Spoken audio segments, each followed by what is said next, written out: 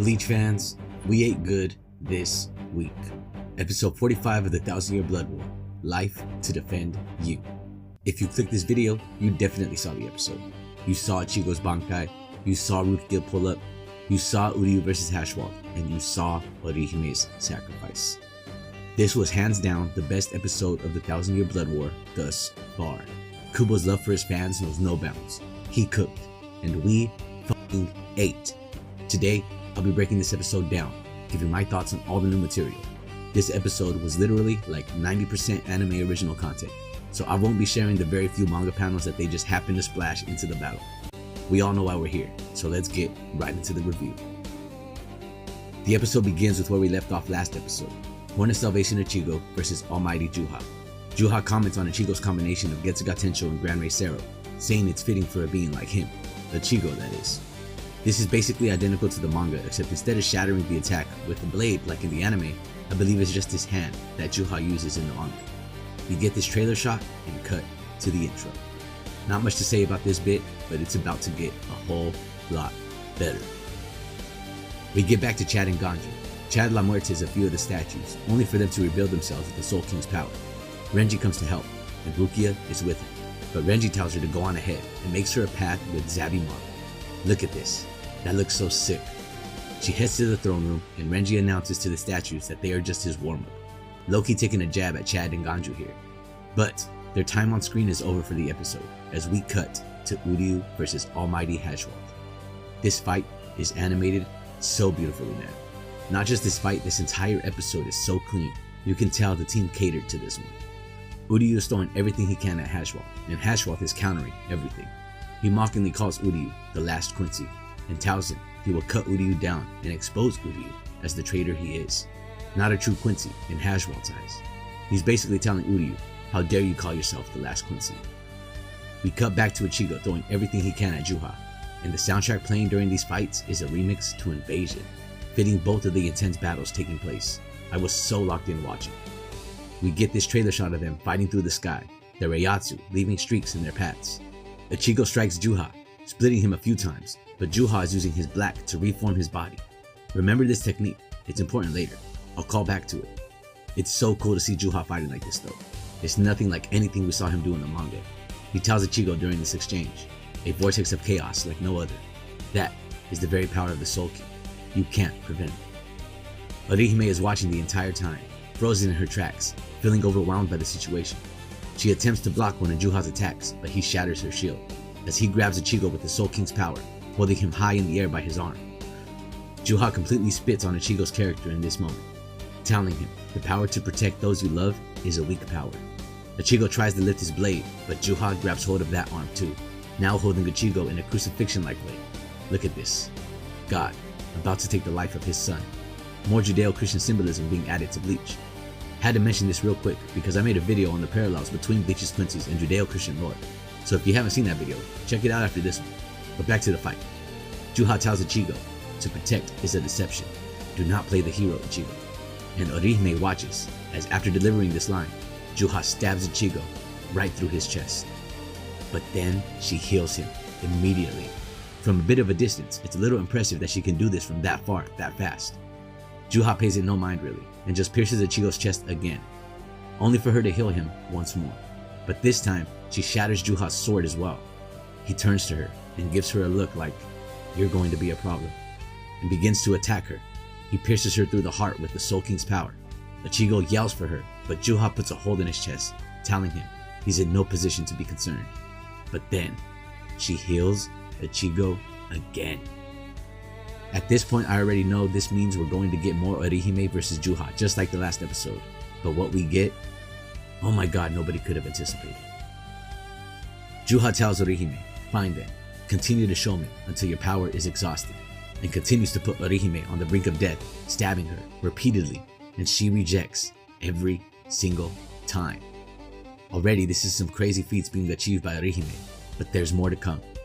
It looks like she's about done, as Ichigo is watching, calling her name, and as she's bleeding out on the floor, she rejects again and stands up, looking beaten and withered down, legs shaking, just holding herself up, and she stands to face Juha, and we see her eyes bleeding out and they are red.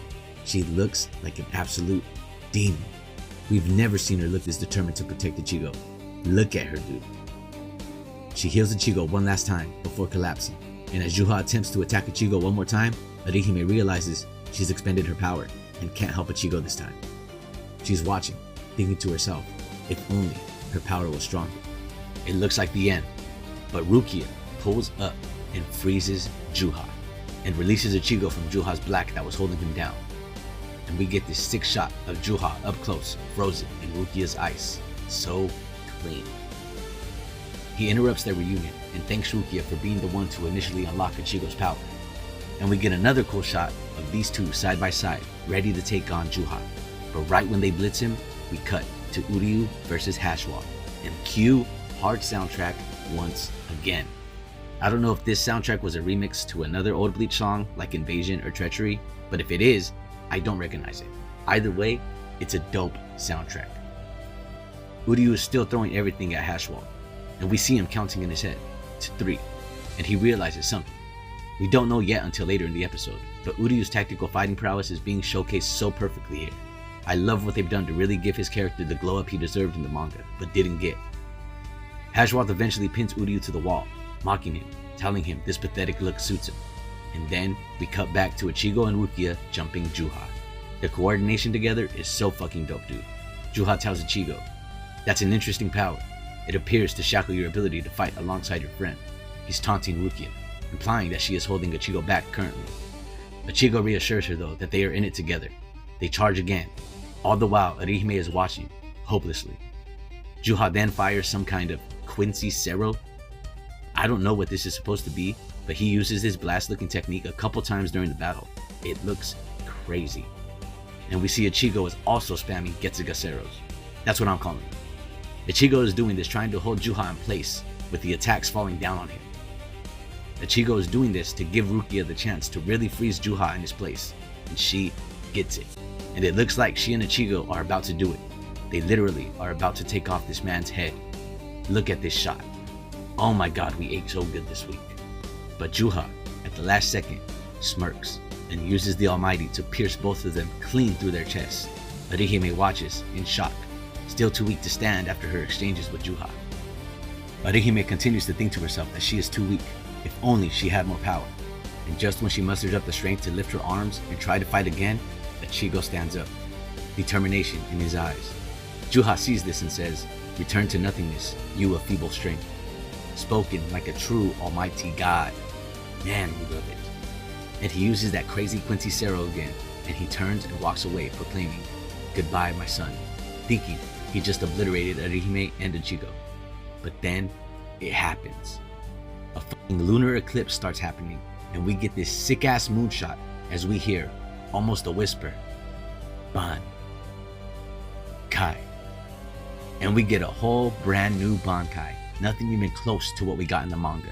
The blade is even different. Alright. Let me go over my thoughts on looks alone before we get into everything he fucking does in this form. So first thing that caught my attention was the shackles around his wrists, arm, and neck. My first thought on this was that it's his spiritual pressure pouring out from him, just like Yama's flames and like what I believe the lava leaking out of Zaraki's Bankai is supposed to be. It's their Reiatsu pouring out of them. But Ichigo's, they look like literal chains. No, they are literal chains. We can hear them clanging. And I think this is symbolic.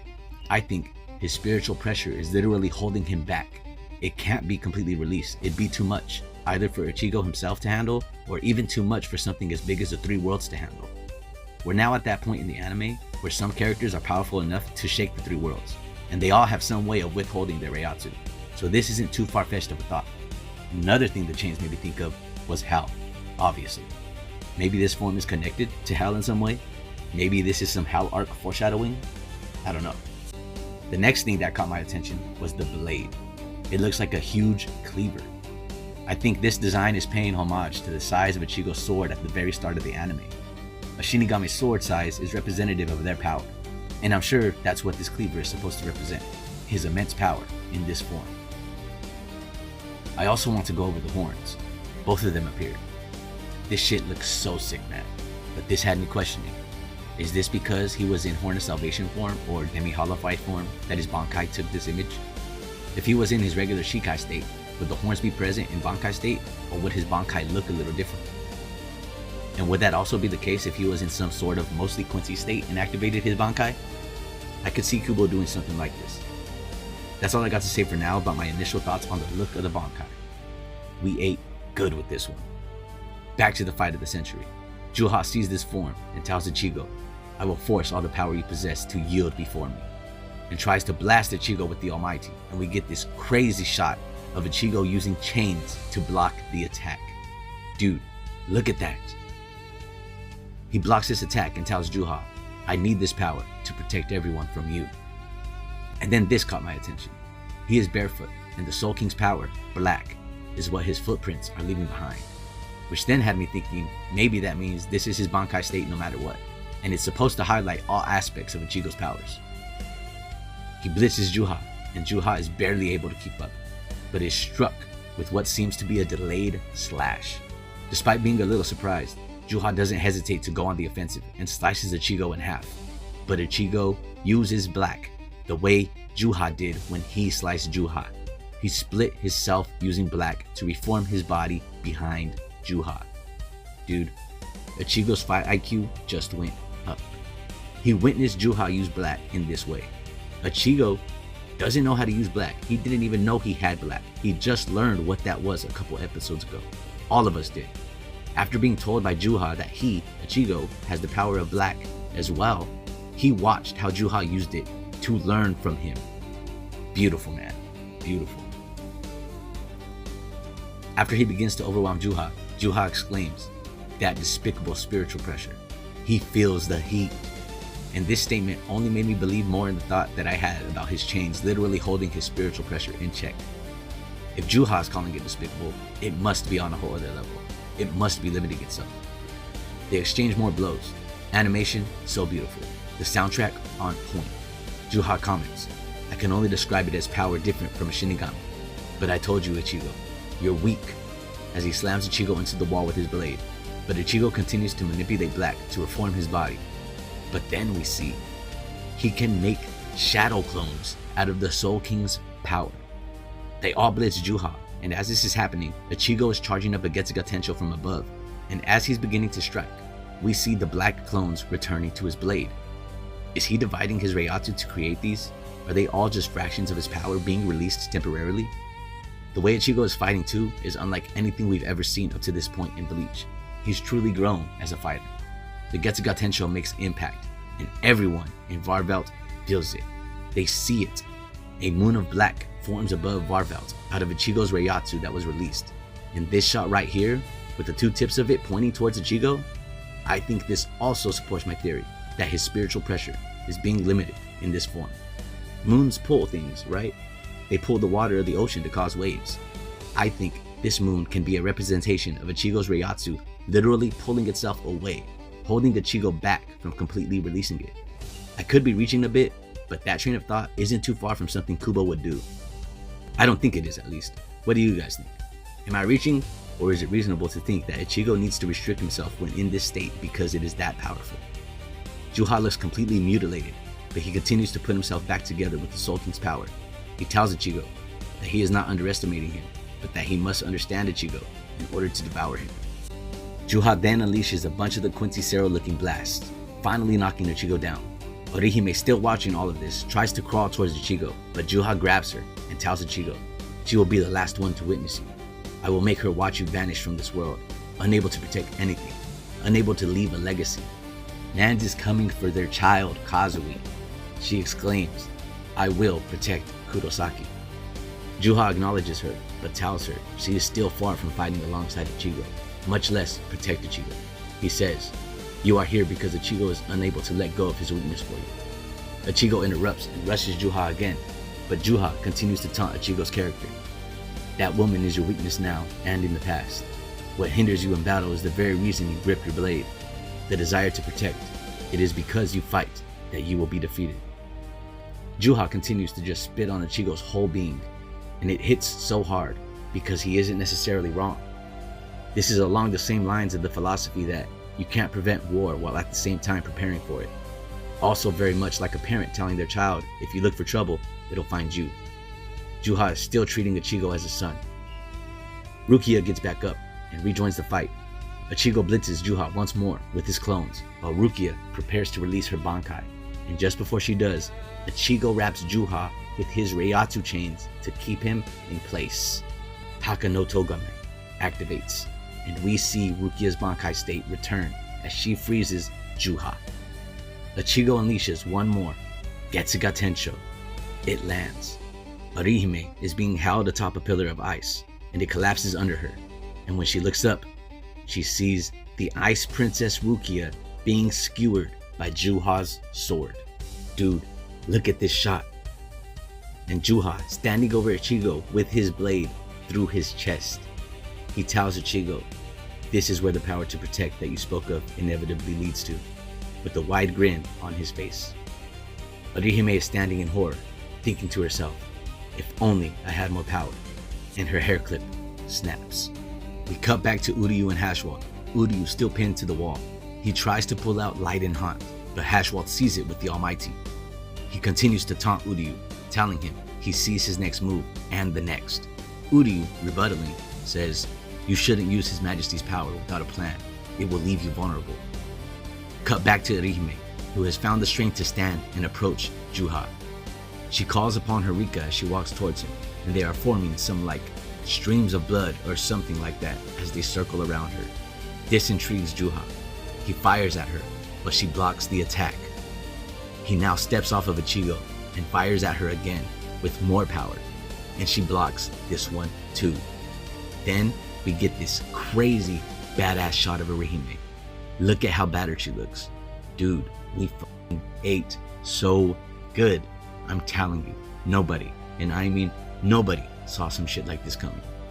She's asking herself, why are my powers so inconsequential? Cut back to Uryu, who unleashes Sternness Stomp on Hashwalt, and as he turns to block it, Uryu grabs Hashwalt from behind and says, 3 seconds bruh, that's your cooldown time with the Almighty. You fucking fool, you think I wasn't gonna find your weakness? And on some next level genius shit, he puts the Light and Haunt on Hashwalt. But then we cut back to Orihime, still standing, thinking to herself, if only my powers were much, much stronger. And then the outro music starts to play and the heartstrings start to pull. She continues, strong enough that I couldn't hold it all myself. If it were so great that it was boundless. Remember, the stronger her emotions are when using her powers, the stronger they are. As the Rika form a circle of energy in front of her, she approaches it and continues. Then I could envelop the whole world, fighting, pain, and suffering. I could make it so that they never happen. And as she crosses the barrier, she blitzes Juha. He kicks Ichigo past her as she approaches, and Ichigo sees Orihime rushing Juha. He sees her resolve. We see her resolve. Juha asks her if she intends to throw her life away. A halo forms around her forehead, which then turns into the shape of her hair clip, and she unleashes an attack on Juha. She rejects him. She rejects God. And in the same moment she unleashes her final attack, Uryu activates the Light and Haunt on Hashwalt, stripping him of his powers, so his portion of the Almighty returns to Juha. This means Orihime is now about to attempt to reject an even stronger Juha than Bankai Ichigo was just facing. Ichigo and Rukia watch, telling Orihime not to do it, but then she does the thing. The look back anime smile before a sacrifice, and she rejects not only Juha, but herself. We see when the blast fades away, both Orihime and Juha are completely disintegrated. Man, dude, I was watching this with my fiance, and she's sitting behind me, and in this moment, she says with a crack in her voice, oh no, she's doing the anime death smile. And I look back, and I see she's crying. And that told me this whole fucking scene was made for the anime-only viewers like her. I wasn't crying. Sure, I was feeling all sorts of emotions. I was. But I didn't cry simply because I, and manga readers know, she's not dead. And neither is Juha. This is a huge fake out by Kubo, but it's the best fucking fake out he could have done. Anime-only watchers like my fiance are looking to manga readers like me, like, please, please tell me she's coming back. Yes, guys. Yes, she's coming back. I'm getting into potential spoiler territory here now, but we know she has to stay alive because she's Kazui's mother, Ichigo's child. Her and Ichigo's child. We know that needs to happen. And we know Juha isn't dead because he is going to reveal the true power of the Almighty. If you don't want to get spoiled, maybe skip this section. But the true power of the Almighty is not just to see the future, but to change it. Juha is going to do something to alter this outcome, which is going to result in Orihime returning as well. In the manga, what Juha does to introduce us to the future changing power of the Almighty is break Ichigo's Bankai before he can even use it, because he saw its ability and didn't want to deal with it. But this time around in the anime, we got a complete showcase of Ichigo's Bankai and saw that Juha still came out on top. It was Orihime's power that beat him. So I think he may change the events to a timeline in which he deals with neutralizing Orihime first, preventing her from unlocking this power to begin with. Or maybe Kubo really is completely changing the end and Orihime really is donezo. But I highly doubt that, man. The fans would die if Orihime dies. But that's the episode. No outro, no poem, no post-credit scene. Just the true title reveal of the episode. Life to defend you. So we really have no idea where we are going to kick off next week. But with the suspense built up from the end of this episode, I can't wait to see what Kubo and team do to surprise us even more. After watching this episode like 7 times and writing this review, I'm at a loss for words. Thank you guys for reviewing this episode with me. If you got anything you want to share about the episode, let me know in the comments. If you enjoyed the video, maybe like it and subscribe for more videos on anime and manga content like this. I recently made a Kaiju number 8 video on the side characters of that show. I really enjoyed writing and making that video, so if you made it this far, why not check that one out too? I'd really appreciate your time. That's all I got to say, man. It's been your boy, Anime Man, and I got more anime to watch and manga to read. See you in the next one. Anime Man.